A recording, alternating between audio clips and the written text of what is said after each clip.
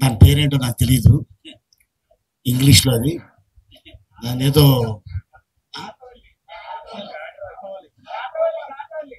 Octopus,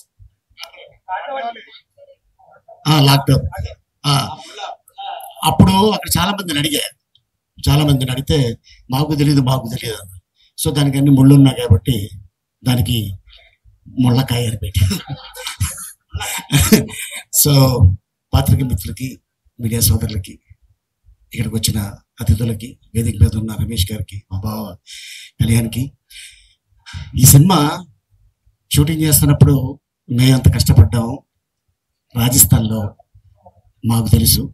కానీ ఈ cinema పూర్తి చేయడానికి వీళ్ళిద్దరూ ఎంత కష్టపడ్డారో అది వాళ్ళిద్దరు ఇప్పుడే చెప్పడం జరిగింది. ఈరోజు గొప్ప విశేషం ఏంటంటే, హిందీ ఇండస్ట్రీని గడగడలాడించిన ఒక చిత్రం షోలే ఇవాళకి 50 సంవత్సరాలు పూర్తవుతుంది.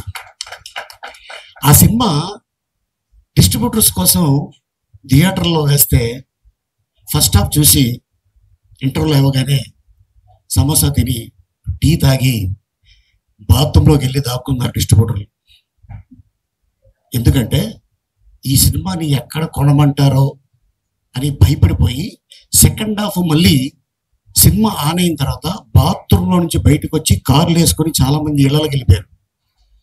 అప్పుడు రమేష్ సిప్పి గారు, జీపీ సిప్పి గారు ఇద్దరు అనుకొని, ఇది మనం అమ్మద్దు, మనమే పెట్టుకుందాం, మనమే రిలీజ్ చేద్దాం అన్నారు. స్టిల్ 50 సంవత్సరాలు కదా, అది 500 సంవత్సరాలు అయినా కూడా షోలే అనే పదం కానీ, గబ్బర్ సింగ్ అనే పదం కానీ, సాంబా అనే పదం కానీ, అలాగే బసంతి అనే పదం కానీ, వీరు కానీ, జయ కానీ డైలాగులు ఏం వాడినా కూడా వాళ్ళకి రాయల్టీ కట్టాల్సిందే. అట్లాంటి ఆ సినిమా ఎలా ఆడిందంటే మీ అందరికి తెలుసు.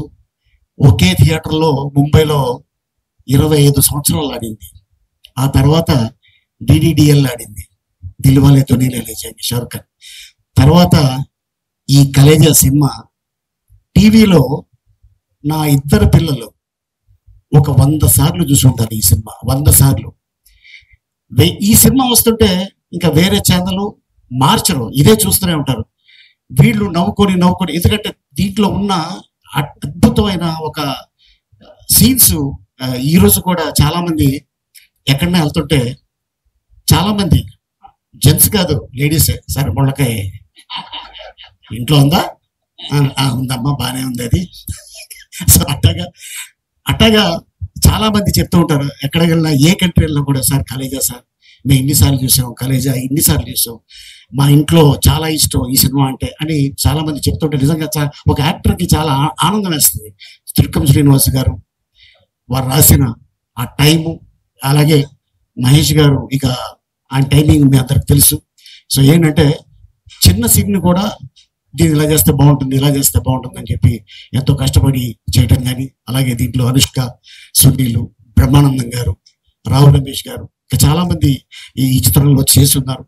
అండ్ ఈ రోజున మళ్ళీ ఇది రిలీజ్ అంటుంటే నాకు రిలీజ్ లా లేదు, ఏదో మధ్యలో సడన్ గా వీళ్ళు ఒక సినిమా తీసేసి రిలీజ్ చేస్తున్నారేమో అన్నట్టు నాకు అనిపిస్తుంది తప్ప ఇదేదో 14 సంవత్సరాల క్రితం తీసిన సినిమాలాగా నాకైతే అనిపించలేదు.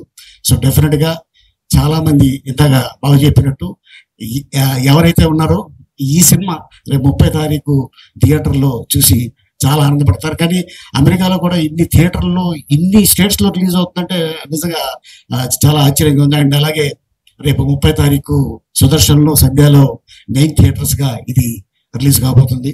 అండ్ డెఫినెట్గా ఈ సినిమా మళ్ళీ మీరందరూ ఎంజాయ్ చేస్తారని ఆనందిస్తున్నాను. And thank you so much ఇంత అద్భుతమైన అవకాశం ఇచ్చినందుకు.